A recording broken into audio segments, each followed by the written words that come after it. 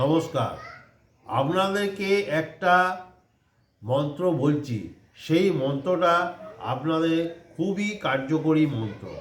সকল বিপদ দুর্ঘটনার থেকে আপনাদের শান্তি পাবে এবং সকল ইচ্ছা পূর্ণ হবে। কি মন্ত্রটা?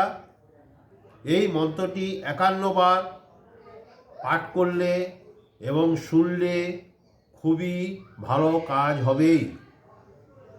51 বার যদি না করতে পারেন তাহলে আপনারা 21 বার হলেও করবেন।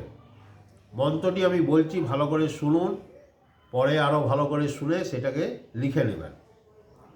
মন্ত্রটি হলো ওম নম হনুমতে রুদ্র বতারায় সর্বশত্রু সংহার নায় সর্বরোগ হারায় সর্ববশীকরণায় রামদূতায় স্বাহা।